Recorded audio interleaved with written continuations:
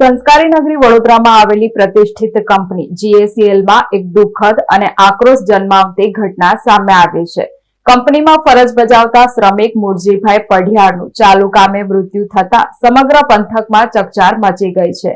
જોકે આ ઘટનામાં કંપની તંત્રની માનવતા મરી પડવાની હોય તેવું દ્રશ્ય સર્જાયું છે।